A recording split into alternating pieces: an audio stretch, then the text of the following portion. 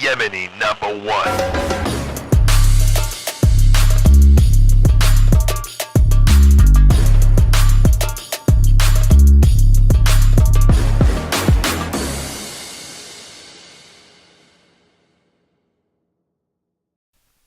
Let's talk about sex, baby.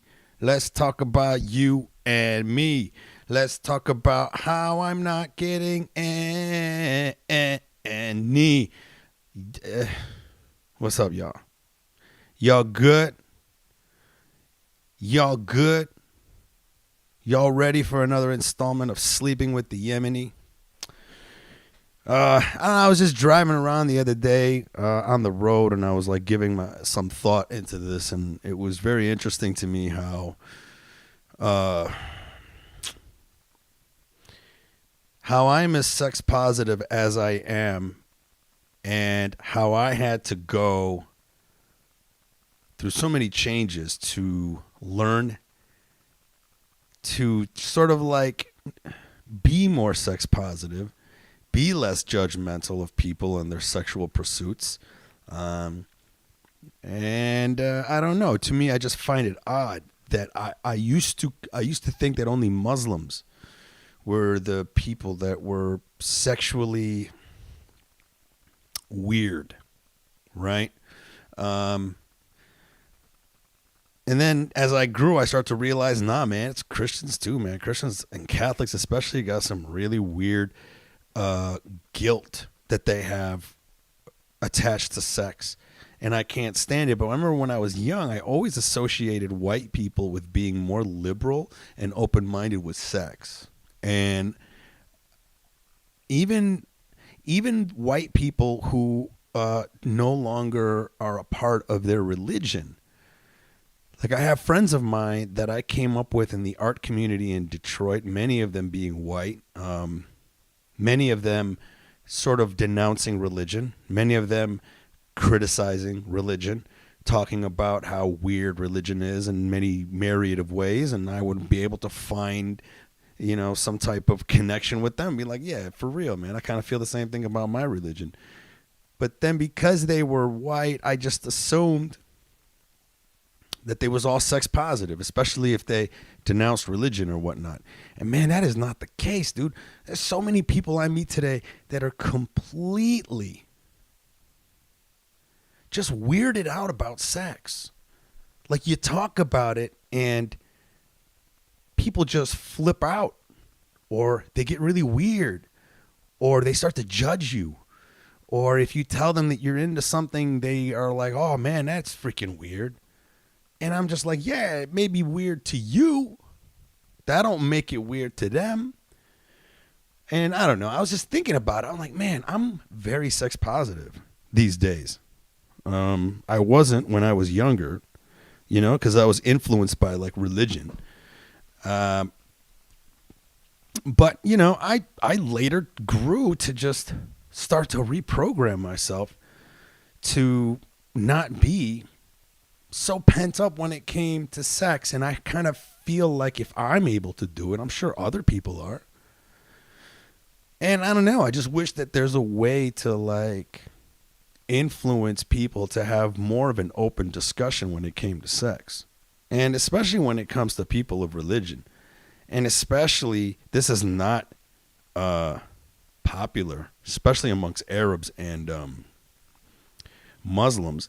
But I think more and more women, especially in the Arab world, need to start having more sex, man. Need to start really, and I think all the men in those cultures need to just start letting up on these women and stop calling them whores and sluts and shaming them. And and then I'm not saying that happens all the time, but it happens enough for me to be like, this is stupid. I don't understand slut shaming. I don't understand slut shaming when men do it, especially. Because, like, how are you going to get mad at a girl for being slutty? That's a great thing. Like, we put this, like, onus on being a slut. And to me, I'm like, that is just a beautiful thing, especially when a woman owns up to it. and is able to strut it in a respectful way. And I've actually, I had a girl that I was seeing a while back that was very sex positive, very bisexual, practically pansexual, extremely promiscuous, like really promiscuous. But she did it in a way where she settled into it. She just knew who she was. She wasn't ashamed of it. She really had a lot of fun. I was a part of that fun. And out of all the women that I've dated, she's probably the most promiscuous. And I had so much respect for her at the same time. And I thought that was beautiful, but a lot of it came from her. A lot of it came from her being able to express herself in a way where she didn't have any cultural baggage. Now, mind you, of course, she, her father necessarily wasn't the greatest dad, right? Of course, we got daddy issues there. But it's about how she handled it. She handled it by settling into it, by just being who she was and not being apologetic about it. And I think that made her very pleasant to be around. Even though, like, many times I would meet girls that were that promiscuous, there was something about them that was gross. And I think that grossness was really stemming from the fact that these people were being sluts, but they had cultural baggage, and they were wrestling with that cultural baggage. Whereas this girl that I was seeing at the time, who's extremely promiscuous, she didn't have any cultural baggage, right? Her mom wasn't shaming her for being who she was. Her dad couldn't say shit.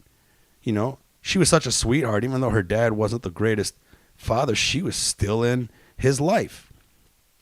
Limitless combos, Ed and Moe. Yeah, I would love to bring back Ed and Moe, but this is my podcast. We're talking about having more sex and how Muslims need to have more sex and how Muslim men need to just let Muslim women have more sex. I know it's not a popular thing, but I'm very sex positive, and that's where I'm at. But back to how she did it. She did it in a way that was so relaxed and respectful. Like, she was very honest. She wasn't trying to hide anything from me. She wasn't trying to be something she wasn't. She was very aggressive in what she wanted, and she didn't mind that. And then she was attracted to me because I was a man that was very secure about that. I know there's a lot of men that would encounter a woman like that and they would feel threatened. Be like, man, I'm just one man in a sea of all these other men that she can be with. Or if I tried to get her into a relationship, And I have to admit, back then, I was open-minded to a degree where I could date a girl like that casually, but I couldn't do it realistically like an actual relationship. Like, she was pushing for a relationship, and at the time I couldn't pull that trigger because I still had that old school mindset of like, yo, she's very promiscuous, and if I was trying to lock her down in a singular relationship between just me and her, would she be able to handle it? That's the question that kind of haunts a lot of men, I think, as to why they don't feel that they can wife someone like that, is because it's like, yo, you had this amazing sex life where you just really was experimenting on a level, the pedal to the metal. You were redlining being promiscuous. And, if I'm going to try to make you a wife, are you going to be able to hang up your hoe jersey and just be with one guy? So that was like a little block that I had. And now when I think back to it, it made sense to me there. But now when I look back on it, I think, man, I really missed out on a really good girl. I missed out on a girl that I could have really built a relationship with, because she ended up having a boyfriend now, and she just locked right into monogamy. And here I am going, this whole time I didn't think you were going to be able to do it. But that's the thing about sex positivity, man. I think that, for me, it's work. Even then, I was dating this girl back then. I was still open-minded enough to know that we were kind of having a semi-open relationship, and we were sort of seeing other people, and sort of not. We were more with each other, and it was kind of like we were a fuck buddy, but we were also kind of dating, and we really enjoyed each other's company. And We invited girls to play. I love bisexual girls because it's like a 2-for-1 deal. You get more than you get to throw more into the mix if they're not jealous. But yeah, I worked myself up to be that level of sex positive, and I always had to self-reflect and go, wait a second, I think I could be even more. I think there's these blockages that I have, these things that are keeping me from reaching a level of openness that I don't know if I could ever be in an open relationship to where like I'm actually in love with a woman and then she's having sex with other men. And I think a lot of it is because I don't like men. I'm not attracted to men. For me, I think that's where it stems from. When I look at a man, when it comes to sex, he's competition to me. He's not something that I want his greasy hands all over my woman, right? But then I thought about it. I was like, if I was attracted to men, say I was bi, I think I probably would have been more open to it. Because when I date a girl that I really care about and she wants to hook up with other women, I've never been okay with them just hooking up with other women alone. I want to be a part of it. So I was, but I know men that are not okay with that. They can't be in love with a girl and then share her with another girl, right? I don't get jealous in that sense because I'm not jealous of women. Not to say that women are not a threat. You could easily be in a threesome with a girl with another girl, and then all of a sudden she likes that girl more than you, and then yeah. But I mean, there's always risks involved in any type of relationship combination. But in all honesty, to me, it's just hold on, I'm almost losing my train of thought. There was something that I was gonna try to say. Shit. Damn it, I lost my thought. I was trying to put a nice little bow on that thought. But like I said, I think there's levels to this sex positivity thing, and I'm always like blown away how I'm able to progressively grow from someone who was raised not only Muslim in America, but also Yemeni. Like Yemenis are very conservative when it comes to sex. Lebanese people that I was raised around in Dearborn, Michigan, they were kind of conservative, but they were also kind of liberal. You see Yemeni women, if they wear the hijab, they're like probably wearing the hijab and the niqab, and they're covering their face, and they wear the big dress where you can't see any of their curves. Lebanese Muslim women do that too, but then you also have these other Lebanese women where they wear the scarf, but then their titties are hanging out and their ass is hanging out, and they're wearing tight ass yoga pants, and you can see every little curvature in their camel toe. So there's like varying levels of conservative Muslims, and the ones that I grew up with were a little bit more lenient, but there was still this conservative element, especially when it came to the women. Like the men, one thing that really pisses me off about Arab men, especially the one that I grew up with, they have this double standard where it's like they can do whatever they want, but if a woman does it, it's like, oh, what a whore. And that frustrates me because me personally, I kind of wish that wasn't the case.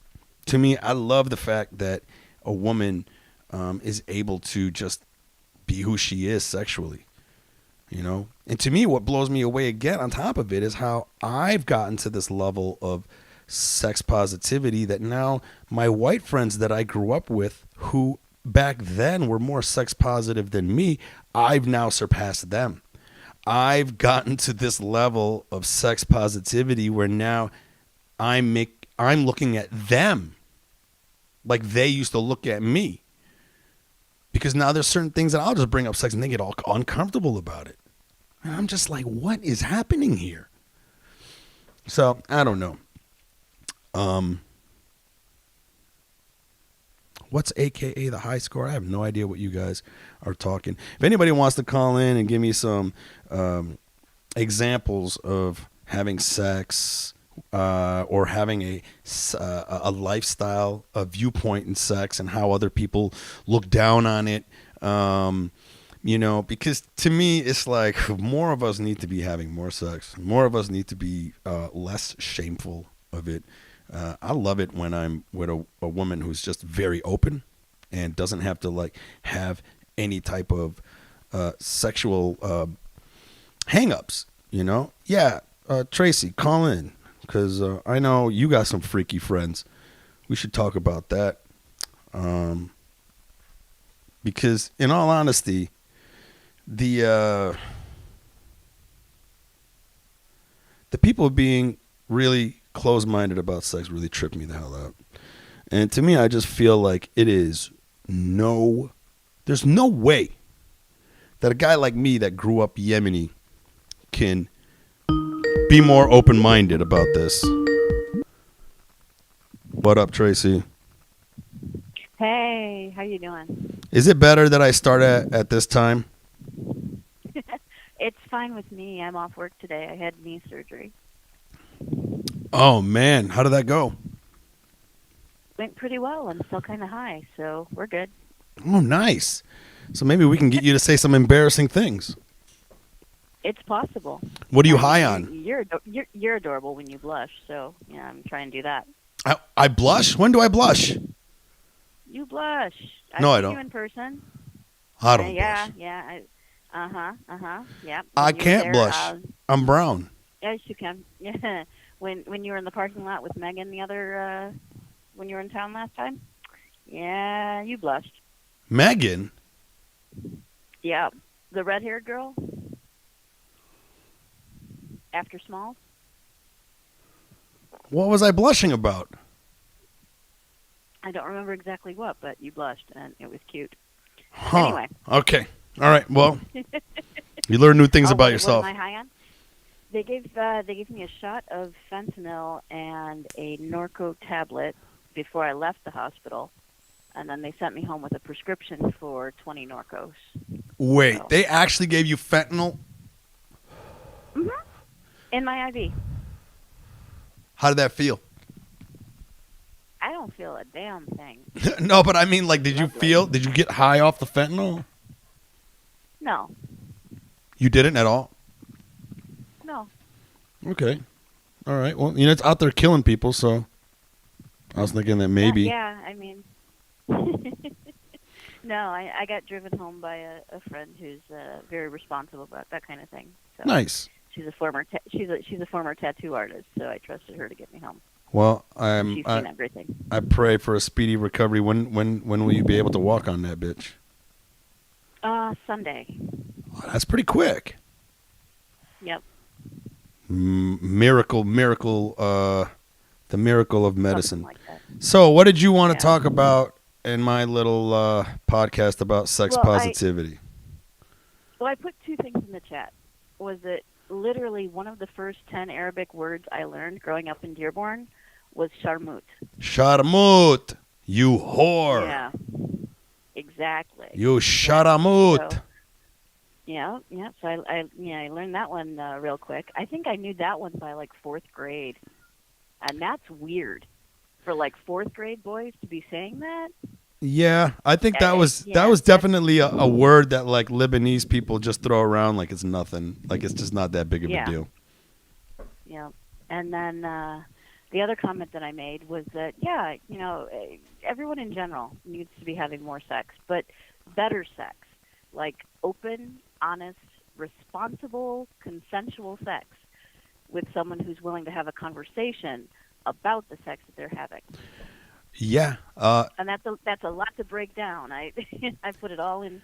Do you think a lot of people are not having communication? They're not communicating through it? Yeah. Really? Yeah. So I think the concept that you're talking about, though, they refer to it sometimes as polyamory when people are married and have other partners. Right. Where either the husband or not necessarily married, but just in love. Any sort of thing. Well, the phrase that they're talking now is ethical non-monogamy. Yes, which was I think coined by what's his name? He's an author, Chris. Yeah, I don't know. Ryan. But yeah, it's where you're open and honest, and you're talking to all of your partners, and everyone knows about everyone else, and in some situations, everybody even knows. And like even socializes with everyone else. Oh yeah, I know. And the sexuality is apart from that. It doesn't, you're not having big wild orgies. I mean, you can, That's, that's your business, and, you do you, boo. I'm not judging. But sometimes it's, yeah, everyone knows everyone, and everyone knows what everybody's doing and who everybody's doing, and, it's a thing. Have you been in one of those? I've seen, right now I'm dating more than one person. So, yeah. But dating more than one person is one thing. I'm talking about being in love with someone. Having sex with, being in love with, yes. You're doing that now? Yeah. So you're in like a real committed relationship with two people? Hello? More than two. Oh. More than two, but I'm not going to give a number out. but I mean, like, you love these people also? Yes. Yes. Which ones do you love? Are there ones that you love more than others? Like, how do you have a main squeeze, or are they just a? Okay, so again, there's a terminology thing. Some people will refer to a partner as a primary partner, and it can be the person that they're married to, or, if nobody's married, then it's, just the person that they are, getting their primary affection or, their primary needs met from that person. And then there are other people that, they're also dating for other reasons. But you also love those other people that are for other reasons too. I just feel like that's hard to do. It is difficult. It absolutely is difficult. And I had a long, difficult time coming to terms with understanding that is what I need as a person. Just for certain reasons in certain situations, that having only one person kind of doesn't work for me. Yeah. I mean, listen, I like being with one person. There's something about that. To me, so I think it can be really wonderful and satisfying if all of your needs are met by one particular person, and you're able to meet all of their needs on physical, sexual, emotional, intellectual. It's a wonderful, awesome thing. Yeah, and I think that's. But if that doesn't happen, there's a lot of stigma and a lot of shame associated with, well, why am I not enough for you? Sure, and it's not that one person isn't enough for the person. It's a matter of, it's not that you're not enough. It's that I just need more. You're just greedy. I need this other thing. Well, okay, sure. You're greedy. Say greedy, whatever. But white people call it polyamory or ethical monogamy. Arabs, we just call that you're a sharamut. You fucking sharamut. That's what you are. You found a fancy way to say sharamut. If you're gonna go there, go there. No, I'm not going there. I'm just saying. And even saying the word promiscuous, there's a stigma attached to that, and it's like you're somehow dirty or. Well, listen, I'm gonna tell you this though. Or you'll go out with anybody, and it's like, no, I'm very picky about who I'm involved with. Yeah, some people are like that. Other people are not. Yeah. That's why I said, some people can be promiscuous and they do it in a respectful way, and then there's other people that are doing it because they're just trying to cover some type of trauma, you know what I mean, or avoid something, or just be addicted to sex or whatever. If you need therapy, if you need therapy, doing it by having a lot of partners that's not healthy. Mm-hmm. That's not what I'm not going to say that's not what you should be doing. Me personally, I think that polyamory. I think the word should. Polyamory works better for women than it does for men. For me, I tried doing it with that girl that I was talking to, where it was kind of like a very loose. I was trying to keep her in the F buddy zone because at the time I really didn't want to be in a relationship, and at the same time I didn't think I could handle her because of how promiscuous she was.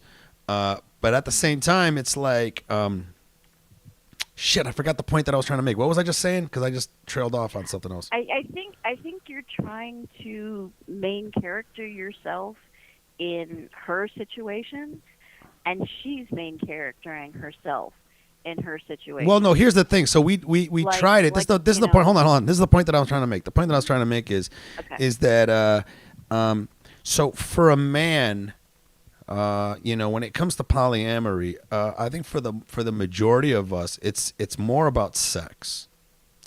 Men, we love sex. Like, sex is numero uno. Women love sex too. Yeah, but I think men make it more of a priority. Men make sex way more. Well, okay, so you say that, I know a lot of freaky women. Well, it's not. I mean, I know a lot of freaky men too. No, I know that. I'm not. I don't think there's a difference in how much men or women love sex. I think it's what we've been allowed to express. Well, there's that. I'm not talking about. I'm talking about just the way we are wired. Men. Nope. No, I'm telling you, men. Every man I talk to, sex is numero uno. I mean, at certain days, love is important, but there's some days where your dick's like, nah, dude, sex, and you're just like, okay, right, you're right. Everything has to be fucking sex. So, like, when it comes to men, when it comes to men, especially for me, when I'm like thinking about that polyamory, love is exhausting for me. Like, love is not a thing that comes naturally for most dudes. So for us to like love a woman, it's like, yo, you're asking a lot from me. And you want me to do that with more than one person? Jesus Christ. Like, for a guy like me, that's exhausting, Now, if you were to say, you just love this one girl, but she's down for you to have sex with other girls with her, that's different. Like, I could put my energy into sex, no problem. Multiple partner sex, no problem. But love, yo, you're asking a lot. So, in your experience, how many men are able to non-monogamy? What's that? Still, even with polyamory and ethical non-monogamy, you still may have a partner who all you do is hook up, and that's it. Yeah, I know, but even and then, there's no shame in it. It's just like, hey, it's 4:30 on a Tuesday afternoon. You up? And that's just what you do. Yeah, but even then, it's just like, for me, it would be very hard for me to be like okay with my girl just out having sex with someone else, because to me, I'm like, yo, if anything, I would much rather we have the sex, or if we're gonna have sex with someone else, that's usually what I have. Like, if I ever had like a relationship where a girl was bi and she was into other women, we would have a threesome instead of like she going up. That's not a thing I could do, and that's just a preference, is more than anything. But so could you also have like a female best friend that you're just completely close with? She knows absolutely everything about you, but she does not want to have any sort of sexual relationship with you. You don't want to have any sort of sexual relationship with her. You just hang out, and she's like your best buddy. That's but just a friend. Right. But that's a type of love. That is like, that's your best friend. That's whatever. And then you've also got the woman that you love, that you're married to, or that you're in the long-term relationship with, that you're having sex with, that you live with, or whatever. Okay. Yeah. What about that? That happens under like this ethical non-monogamy. It's a whole spectrum of relationships. Not all of them are necessarily sexual. Well, Bolte said it best. It's just called being friends. You're just being friends with someone. You're dating somebody. You're in love with them. You have sex with them. You have a relationship with this one person, and then you actually happen to have friends, and some of them happen to be different sexes. That's what that is.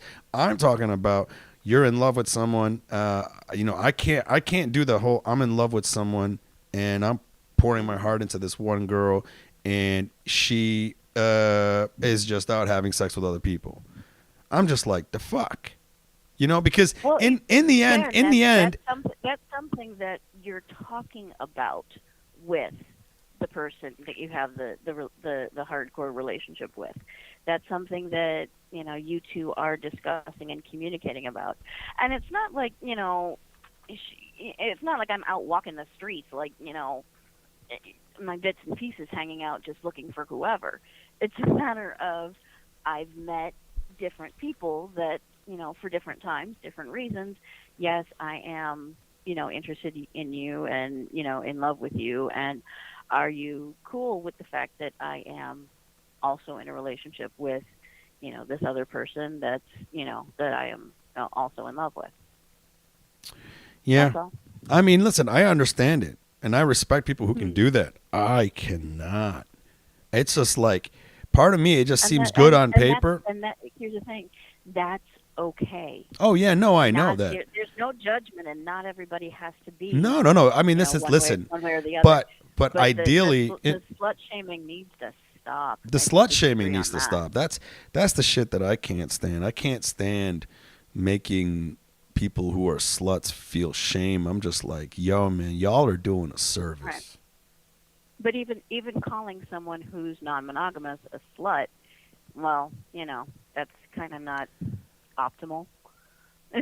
Yeah, but I mean, like, maybe I think we need to pause. We need to make a slut, the word slut, more positive. Nah, we don't want to take that word back. We can just let that one go. Hey man, I'm a slut. Not every slur needs to be taken back. Yeah, but is slut a slur? Yeah, absolutely. What's a better way to say slut? There isn't like, I mean, person who enjoys having lots of sex. Would you be comfortable with being called that? No, because we need a word that's like that hits you like like slut. Like you can't just be like a person who likes having sex. Like who doesn't like having sex? Oh, there are a lot of people that don't like having sex. There are people that don't care about sex, and those people fascinate me. I don't understand how that. I don't understand how that there works. There are people that are completely asexual. There are people that are completely asexual, but not necessarily aromantic. Like they love being in love. They just don't want to, smash their parts into other people's parts. Mm-hmm. That I don't understand. Sex takes priority for me. It does, man. Sex is like so important to me. Well, it's like I would find it very difficult to be in love with a person that I did not want to have sex with. Yeah. I'm sorry, but like for me, it almost starts with sex. Yeah. It starts with sex first, and then it grows into love from there. Yeah. Yeah, if I say I love you, then I want to smash my parts into your parts. Well, that's not true. I say I love you to people who I'm platonic with. Mm-hmm. Oh, yeah. I have friends that I say I love you to. That I don't want to have sex with them. Well, yeah, but it's one of those. There's a different I love you. There's the I love you, man, and then Sure. The actual real relationship, friend. I love you. I love you, friend. But when you're like, I love you. Have you ever had any of your partners be jealous about the other partner or anything like that? Or have you been able to curate a bunch of people who are able to keep their shit together or what? There has been an occasion where it was a matter of, someone saying to me, I'm kind of not down with you seeing other people. And I said, well, it's kind of a part of who I am. So if you love who I am and that's a part of me, then, we need to talk about this. But you've had that. You've had those guys that were kind of jealous. Yep. Were they ethically non-monogamous to begin with, or did you rope them into it? Not to rope them into it. Okay, relax. You know what I mean. I'm just having fun with words here. I do. You pinned them down and said, "Hey, be a slut like me." You sharamut. You just get their knees between my get their ears between my knees, and they're fine. But see, you're blushing. Anyway, no, I'm just smiling. More like it's just sort of a, like I said, you need to have the conversation.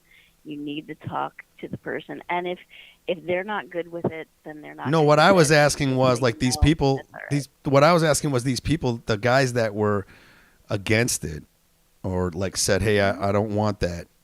Were they themselves poly? They are monogamous on their own, and still involved with me. So, I mean, if they wanted to have another partner, I would be open to that, and that's, But when you're saying they're monogamous on their own, meaning they have a primary partner, but then they're also cheating with you? No, it's I'm their only partner. I see. And they know that you're poly, and then they get to a point, and they're just like, "Yo, we need to reel this in," and you're like, "No, man." Well, it's more like, she's so good at it. I'm willing to go with it. So. Yeah. No, I'm being conceited. No, you're not. You're spelling out what like a lot of guys go through, where they're just like, "Man, I can't do this forever because of XYZ, but man, that blowjob or whatever." Because for men, man, sex is important. Or she's worth it. Yeah, it's one of the, I think men, when I say sex is important for men, I'm going to say this.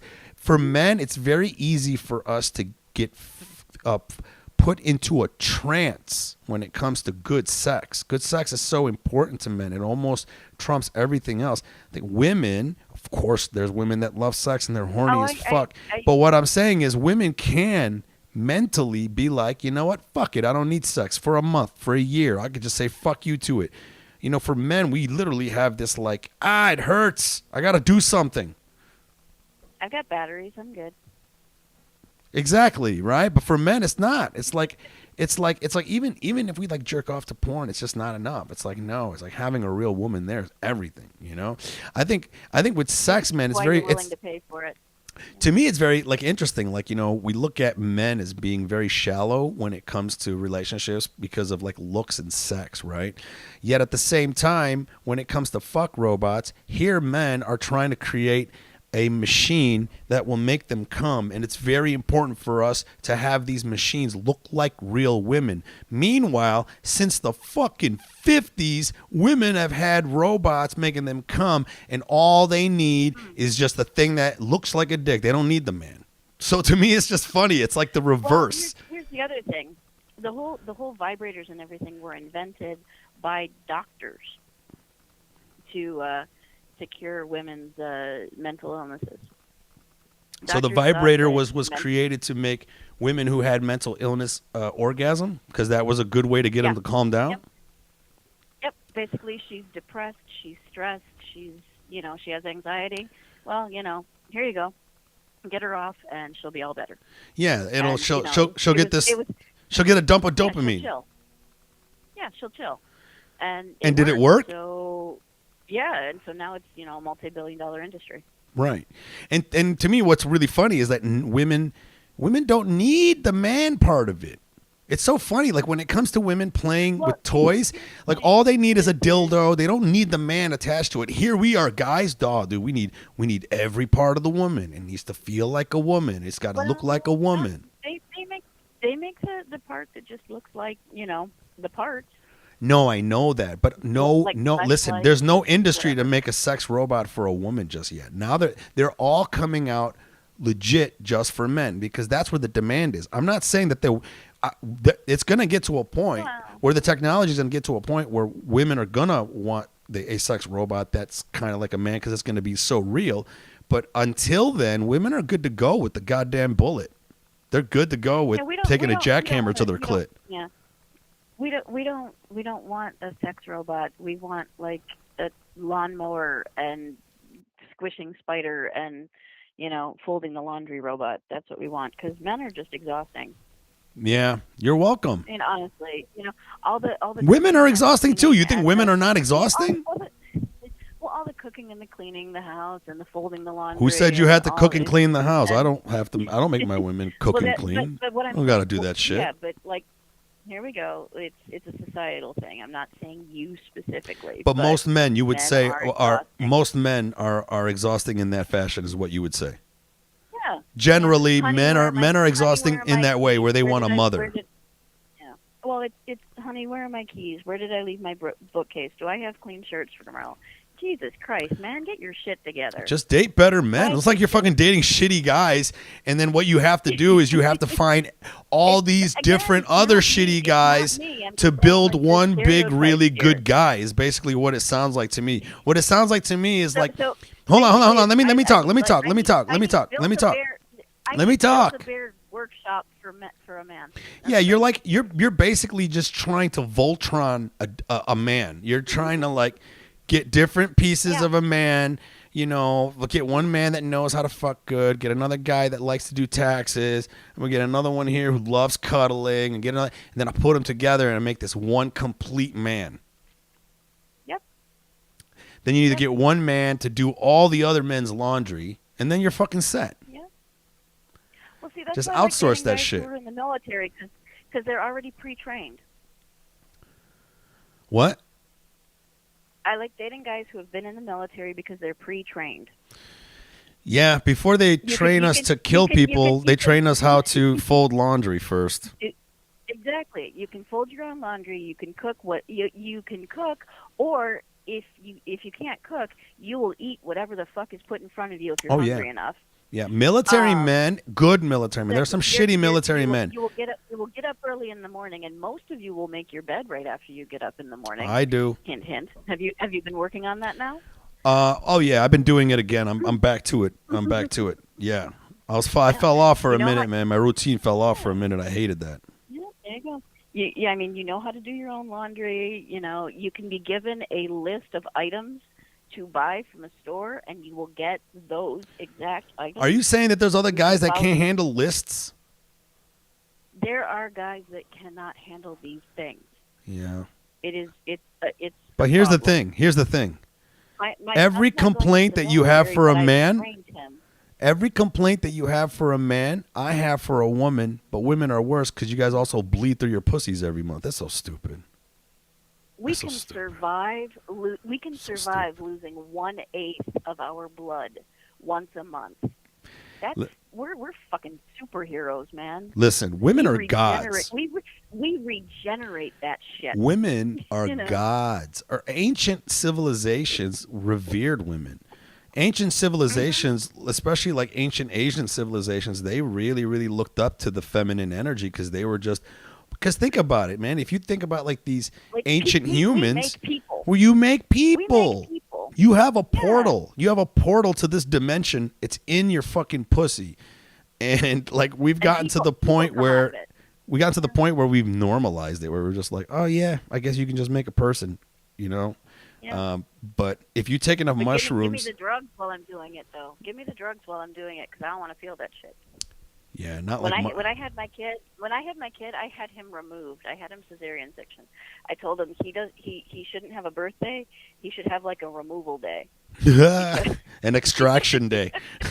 Exactly. The day You know, you were extracted. They opened me up and cut you out like a cancer. Yeah, that'd be funny if you either had a birthday You're or an lucky- extraction yeah, day. You're lucky I named you, and It's he like- just rolls his eyes at It's me. like, oh, you But have an I extraction date? I trained my son. Yeah. Oh, so your mom was I lazy. trained my son. Yeah. I've trained my son. He can do his own laundry. He can follow instructions. He gets up early in the morning. He can, you give him a list of items. He will get exactly those items. Yeah, he does all the things. So when it He comes doesn't to make his sex bed. He doesn't positivity, make his bed, though. when it comes to sex positivity, what's one thing you think we should all do? You think it's all about communication, huh? Absolutely. Let's wrap this up because I mean, You know? wrap it Well, up, and I it's think you're right because be as freaky as you want, but talk to your partner. for real, I like to try to get that stuff out of the way very early in the relationship. You know, like maybe after the first couple of times we have sex, I'll start bringing in things like, "Hey, are you into women? Hey, are you into threesomes? Are you into this? What are you into?" I want to have that. I want to have that conversation like before the first time. Well, I think Because Because I don't want there. I don't be think the any first sort time of is a good time to emotional- do it. That's I a very don't think awkward there's time to gonna- do it. I don't want to get into any emotional commitment with someone who I'm not going to be able to satisfy. Yeah, but I mean, Because I think the I'm not- first because the there's first certain time things that I'm not into, and the if he's first gonna want time, those, well, Tracy, you're ruining your sexual. I'm telling you right now, the first time should just be done without no fucking plan. This just should be. Otherwise, the first time can be very like weird, and it's just like before you even start, it's like, okay, so this is this and that is that. It's like, nah. The first one should be like, yo, this fucking happened, and then after that, it's like, hey man, if I get another bitch in here, you cool with that? You know? like in the back of a van, hair pulling, the whole thing. Yeah. Yeah. Oh well, you into some fucking dark rape shit. I got it. Okay. I'm not shaming you. Not shaming you because we don't do that here. Well, you didn't know me in high school, so that was that. Well, Tracy, thank you for your call. You were just like a year behind me, though. So. Oh yeah, maybe. But thank you for your call. I think this was a great talk because this is definitely the type of talks I like having, man. Especially when it comes to like, you know, just opening your mind up about sex and I've had moments like this growing up in Dearborn where you would, you know, one guy would kiss another guy or some guy would bring up and be like, oh, you know, these people do this type of sex. And then you would see this room of people just be like, what the fuck? How would you even do that? What the fuck, bro? You gonna let your wife fuck another guy? Oh my God, what are you, a dumb fucking cuck? Are you a fucking this? Are you? And they keep talking all of this fucking bullshit where I'm like, why are you guys so creeped out about how another person wants to orgasm? It just drives me fucking crazy. And I think Joe Rogan is right. He goes, people who are homophobic are just secretly scared that dicks might be delicious. And I think that's really what it boils down to. You know, like a straight guy getting a blowjob from a homosexual guy. And that happens. Does that make it? Yeah. That fucking But happens. he's And not then gay. Of and course then not. no, but then here's the thing. It's just like you call that guy gay and then he's going to try to jump you. And it's just like, dude, what the fuck kind of like what psychological issues do you have, bro? But anyways, guys, thanks for tuning in. Put your hands together for Tracy. Bringing in some truth, and in the spirit of sex positivity, have more sex. And have more sex with people who are not going to shame you. And if people do shame you, whip your dick out. No, don't do And that. hit him with it. And hit them with it. Hey, that's what's up. All right, guys, until next time. Thank you, Tracy. Thank you, Mike. Have a good night. See you guys. Again, follow me, MikeFromDetroit.com. Follow all my social media links. I'm posting stuff on TikTok now. I'm posting some funny-ass shit. A lot of people are starting to like it, and they're following me. Check out my new cat video. You guys are great. This was a good podcast. I like talking about sex. I hope you're having sex while you're listening to this podcast. Public Yemeni #1.